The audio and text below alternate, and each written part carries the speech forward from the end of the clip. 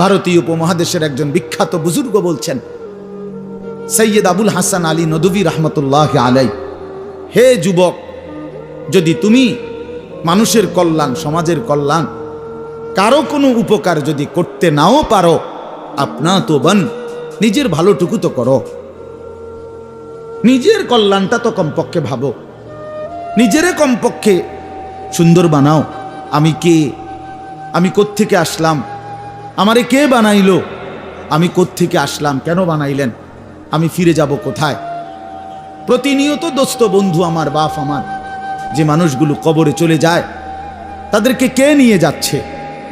কেউ তো নিজের থেকে মরতে চায় না, আত্মীয় স্বজনও তো কারো মৃত্যু চায় না, কিন্তু একজন অদৃশ্য মালিক নিয়ে যাচ্ছে। কেন নিয়ে যায়? কেন নিয়ে যাচ্ছেন? কোথায় নিয়ে যাচ্ছেন? এজন্য প্রিয় বন্ধু, বাপ, এটা আমাদের ভাবা উচিত। এতটুকু যে আমি নিজের কমপক্ষে ভাবি, আপনা তো বান। কোরআনুল কারীমে আল্লাহ বলছে, ইয়া আইয়ুহাল্লাযীনা আমানু আলাইকুম আনফুসাকুম, হে ঈমানদারগণ, মুমিনগণ, তোমরা নিজেকে নিয়ে নিজেকে সাজাও, গড়ো। আলাইকুম আনফুসাকুম, নিজেকে মজবুত করে ধরো, নিজের ভালোটুকু করো, নিজের সৌন্দর্যটুকু বুঝো। কোরআনুল কারীমে আল্লাহ বলছে, ভাইয়া, ওয়ালা তুলকু বিআইদিকুম ইলাত তাহলুকা, হে আমার বান্দা, নিজেকে নিজে ধ্বংস করে দিও না, নিজেকে নিজে বরবাদ করে দিও না। একটা মোটর সাইকেল, অনেক ছেলে পেলে, আমি প্রায় সময় বলি, আমার এতটা মায়া লাগে যে হায়, নিজে একটা মোটর সাইকেল এইভাবে চালায়, মনে হয় একটা কুত্তাও এভাবে দৌড়ায় না, এত দ্রুত গতি। আহা সন্তান, অ্যাক্সিডেন্ট করলে তো তোমারই পাওটা ভাঙ্গা যাবে, অ্যাক্সিডেন্ট করলে তোমার মাথাটা ফাইটা যাবে, অ্যাক্সিডেন্ট করলে তুমি তো রক্তাক্ত হয়ে যাবে। এতটুকু ভালো যদি না বুঝে এই পাগল, এই মাতাল, কি পরিমাণ মাতাল, এ কি পরিমাণ মাতাল! খুব জোরে চালাইলে মানুষে দেখবো, মানুষে দেখতে দেখতে তো তুমি গেছো গা, তো কি দেখতো মানুষে? এটা দেখবো কি? তা তুমি দেখবার আগে তো তুমি তো দৌড় দিছো কুত্তার মতো, তো তোমার কি তা চাইতো মানুষ? কি দেখবো? এটা দেখার কি আছে এটাতে? আস্তাগফিরুল্লাহ, আস্তাগফিরুল্লাহ। এরকম অসংখ্য বিষয় আছে যে তুমি যদি মনে করো দিবানিশি চরিত্রহীনতার মধ্যে ডুবে গেলা, উলঙ্গ ছবি, নর্তকীর নাচ, জেনা, ব্যভিচারের দৃশ্য দেখলা, সারা রাত সারা দিন মোবাইলে, প্রিয় বন্ধু আমার, ভাই আমার, তুমি একবার ইনসাফের সাথে ভাবো যে এর পরিণতিতে তোমার হালাত কি হবে? তোমার শরীর, তোমার যৌবন, তোমার যৌন শক্তি, তোমার যৌবনের সক্ষমতা, এটা যখন প্রয়োজনের মুহূর্তে হারায় যাবে, তুমি যখন ফকির হয়ে যাইবা, একদিন শরীরের সক্ষমতার অভাবে যখন ধুকে ধুকে কাঁদবা, দুনিয়া তো বেইজ্জতি, আখেরাত তো বেইজ্জতি, তো কি হবে সেদিন? কে তোমার খবর নিবে? কে কার খবর নেয়? স্বার্থপর এই দুনিয়ায় কেউ কারো খবর নেয় না দোস্ত, এই স্বার্থপর দুনিয়ায় কেউ খবর নেয় না। তুমি যেদিন মরে যাবা, আমি যেদিন মরে যাব, সেদিনও পৃথিবীতে সূর্য উঠবে, চাঁদ উঠবে, এই গাড়ি চলবে, সিএনজি চলবে, অটো চলবে, দোকানপাট খুলবে, ব্যস্ত মানুষ, সব বাজার ব্যবসা ঠিকই চলবে, সব দৌড়াচ্ছে, শুধু আমি নিস্তব্ধ, শুধু আমি থেমে গেলাম। আমার হাত আর নড়ে না, পা আর নড়ে না, আমার আর চোখ খোলে না, আমার আর জিন্দিগির কোনো স্পন্দন নাই। এরই নাম দুনিয়া, এরই নাম দুনিয়া। বিকালবেলা যারা জানাজা পড়ছে, এই স্ত্রী ছেলে কাঁদছে সারাদিন বাপের জন্য, স্বামীর জন্য, এই মানুষগুলোই রাত্র 9টায় আবার পাশের বাড়ির থেকে রান্না করে আনছে, এরাই পেট ভরে ভাত খাইতেছে। এর নাম দুনিয়া, এর নাম দুনিয়া, এর নাম দুনিয়া। এই মানুষগুলো তো একদিন উপাস থাকলো না, আপন সন্তান, আপন স্ত্রী, তাহলে ধোকার এই দুনিয়া কার জন্য সাজাইল? কার জন্য বলেন? বলেন কার জন্য? ইয়ালামুনা যাহিরাম মিনাল হায়াতিদ দুনিয়া ওয়া হুম আনিল আখিরাতি হুম গাফিলুন। আল্লাহ বলে, বান্দা, দুনিয়ার জীবন তো খুব বুঝলা, কিন্তু আখিরাতের ব্যাপারে গাফিল হয়ে রইলা। আমার ছেলেরা, তোমরা বলো ভাই, তোমরা যারা খোদার 365 দিনে একটা বছরে কোনোদিন ফজরের নামাজ কোনোদিন পড়ো নাই, তোমার এই পরিণতি তোমার এই গন্তব্য শেষ কোথায় তুমি বলো? ইনসাফের সাথে তোমার বিবেককে, প্রিয় বন্ধু, 1 মিনিটের জন্য আমি তোমার বিবেককে বললাম, তুমি বলো, সারাদিন যে উলঙ্গ ছবি দেখলা, সারা রাত যে নর্তকীর ছবি দেখলা, এরপরে তোমার গন্তব্য কোথায়? থামবা কোথায়? তুমি কোথায় গিয়ে থামবা? তোমার পরিণতি কি? তোমার টার্গেট কি? এই নাচ, এই গান, এই ছবি, এই জেনা, এই ব্যভিচার, এই মদ, এই জুয়া, এই ফেন্সিডিল, এই ইয়াবা, আরে নাফরমান, তোরে শেষ পর্যন্ত কোথায় গিয়ে থামাবে? তোরে একটা জানোয়ার ছাড়া, একটা কুকুর বিড়াল ছাড়া, একটা হাইওয়ান ছাড়া আর কিচ্ছু বানাবে না। তোরে একটা নর পশু বানায় দিবে। চরিত্রহীন মানুষ থাকে না, লম্পট কোনোদিন মানুষ হয় না। মদখোর, নেশাখোর, জুয়ারি, ফেন্সিখোর, বাবাখোর, ডাইলখোর, ইয়াবাখোর, ফুট্টাখোর, হারামখোর, ওই মানুষ থাকে না, ওই জানোয়ার হয়ে যায়। জানোয়ার, জানোয়ার হয়ে যায় বেটা, জানোয়ার হয়ে যায়।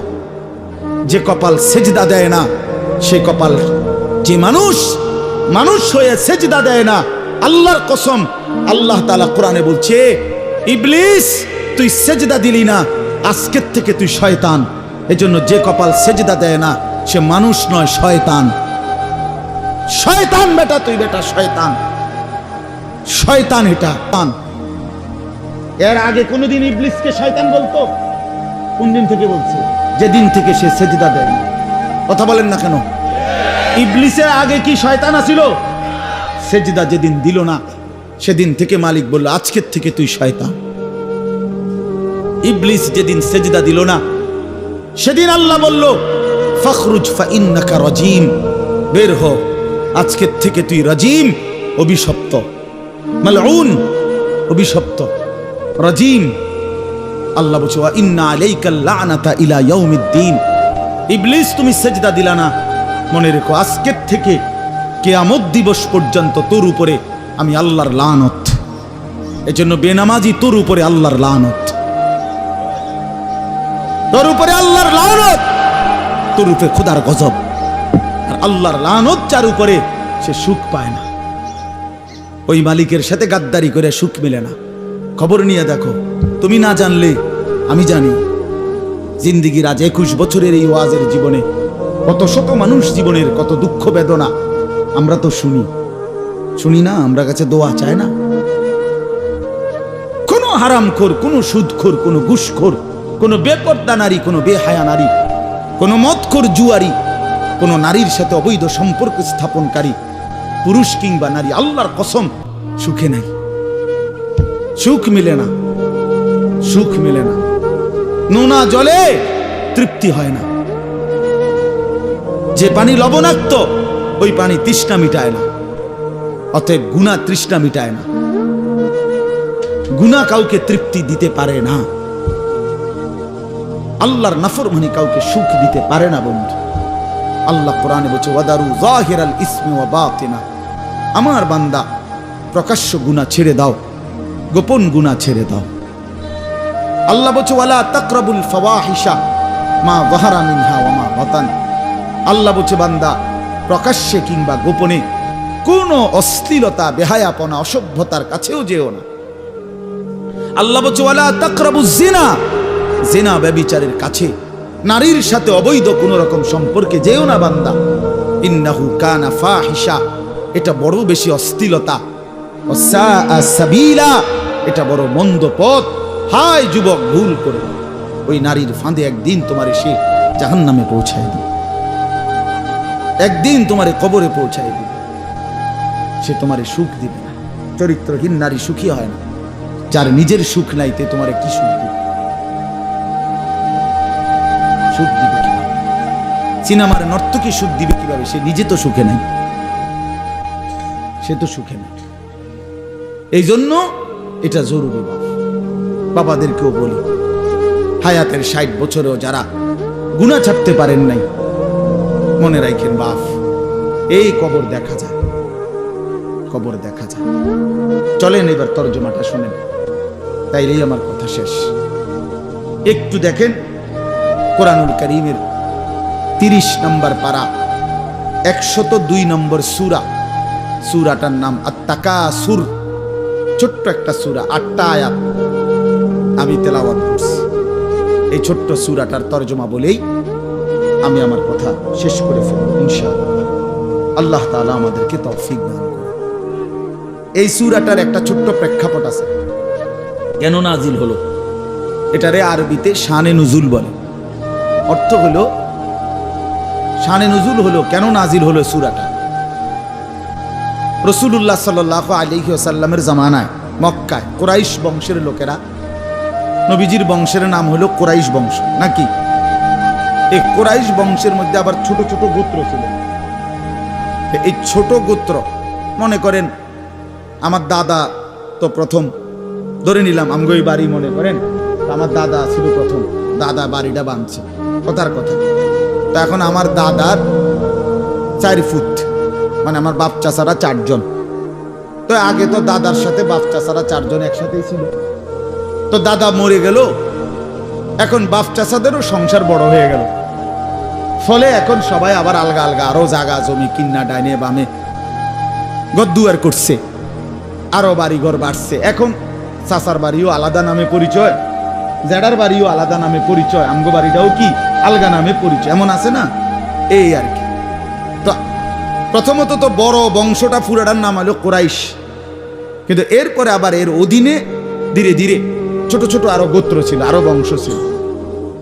এই যে ছোট বংশ যেগুলো ছিল, এরা প্রতিনিয়ত এদের একটা বদভ্যাস ছিল যে এরা নিজেদের মধ্যে অবসর পাইলেই নিজেদের ক্ষমতা, প্রভাব, প্রতিপত্তি, অর্থ সম্পদ, স্ত্রী পরিজন, সন্তানাদি, বংশধর, কার কদ্দুর কত বেশি দুনিয়া, এই নিয়ে নিজেদের মধ্যে বড়াই করত, প্রতিযোগিতা করত, তর্কাতর্কি করতো আর কি। হ্যাঁ, নিজেদের মধ্যে বিতর্ক করত। আমার চাচা এই, আমার জেডা এই, আমার মামা এই, আমগো বাড়িতে এত আছে, টাকা এত, বাড়ি এত, জায়গা এত, জমি এত, তোরার কিতাবেটা, এগুলো আমাদের মধ্যে হয় না এমন। এর ওরা প্রচন্ড ভাবে এইটা নিয়ে বিতর্ক করত, অর্থ সম্পদ এবং ক্ষমতা, প্রভাব, প্রতিপত্তি এবং বংশধর নিয়ে নিজেদের মধ্যে গর্ব এবং অহংকার করত, প্রতিযোগিতা করত, কার কত বেশি দুনিয়া দুনিয়া। তো এটা তাদের একটা অভ্যাস ছিল। এর মধ্যে 2টা গোত্র, বনু আব্দে মানাফ এবং বনু সাহাম, ওই কুরাইশের শাখা, এই 2টা গোত্রের নাম। একদিন তারা এই 2 গোত্র প্রচন্ড তর্কে লাগছে, কার বংশ বড়, কার সম্পদ বেশি, কার ক্ষমতা বেশি, কইতে আছে, এরা একবার কয়, এরা একবার কয়। এই বলতে বলতে যার যে বড়ত্ব, দুনিয়ার অহংকার, দুনিয়া বাড়ানোর এই নেশা বুঝাইতে বুঝাইতে এক পর্যায়ে ওই বনু সাহাম একটা গোত্র, তারা বনু আব্দে মানাফ এই পরিমাণ বলছে যে তারা হিসাব করছে যে আমগো কমে যাইতে আছে, মানে এরা হাইরা যাবে হিসাবে, এরার থেকে মানে হিসাব দিতে গিয়া আর মিলাইতে পারতেছে না, এগো বাইরে গেছে। এই তখন এরা এই বনু সাহাম এই গোত্র কইল কি, অগরে এ দিগাও, কই কবরস্থানে আসো। কোথায়? কবরস্থানে আসো, আসো কবরস্থানে। কবরস্থানে কি আসো না, তা আইসা এবার কবরস্থানের সামনে আইসা তাগো ওই মুর্দা যারা কবরে তাগো বংশের, এবার এই হ্যাগো হিসাব দিয়ে আইতেছে। এই বেটা আমার চাচা মরলে কি হইছে, চাচা কি আছিল তুই জানোস বেটা,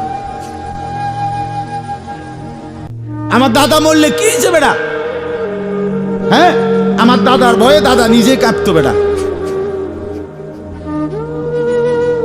তার মানে এবার অহংকার করতে করতে দুনিয়ার বড়াই বুঝাইতে বুঝাইতে জীবিত দিয়ে আর হিসাব না মিলাইতে পাইরা কই গিয়া পড়ছে, কবরস্থানে গিয়া পড়ছে। এদের এই মন্দ আচরণ আল্লাহ তাআলা নারাজ হয়ে আল্লাহ তাআলা তখন এই আচরণের কারণে কোরআনুল কারীমের এই সূরাটা নাজিল করছেন। 102 নম্বর সূরা আত-তাকাসুর নাজিল করে আল্লাহ বললেন, হায় বান্দা কি করছো, করছোটা কি? এইনি কাজ ছিল, এইনি কথা ছিল তোমাদের। দুনিয়া বাড়ানোর নেশা, দুনিয়ার প্রতিযোগিতা, সম্পদ, বংশধর, এই গর্ব, এই বড়াই, এই হিসাব তোমাদেরকে ডুবাইয়া দিল, আখিরাত তো ভুলাইয়া দিল। এই তখন আল্লাহ তাআলা বলেন, কি বলেন শুনেন, আলহাকুমুত তাকাসুর। আলহাকুম এই শব্দের দুইটা অর্থ, শাগালাকুম ও আনসাকুম। আল্লাহ তাআলা বলেন, হায় আলহাকুম তোমাদেরকে ব্যস্ত করে ফেললো দুনিয়া, আর আনসাকুম আল আখিরা তোমাদেরকে আখিরাত ভুলাইয়া দিল। তোমরা কবর ভুলে গেলা, হাসর ভুলে গেলা, পরকালের হিসাব ভুলে গেলা, আখিরাত ভুলে গেলা, আর দুনিয়ার মধ্যে ডুবে গেলা। কি কারণে ডুবলা, কি কারণে আখিরাত ভুললা? আত-তাকাসুর, এই বাড়ানোর প্রতিযোগিতা। অর্থ সম্পদ, ক্ষমতা, বংশধর, টাকা পয়সা, মাল দৌলত, এগুলো বাড়ানোর নেশা তোমাদেরকে আখিরাত ভুলাইয়া দিল আর দুনিয়ার মধ্যে ডুবাইয়া ফেললো, ব্যস্ত করে ফেললো।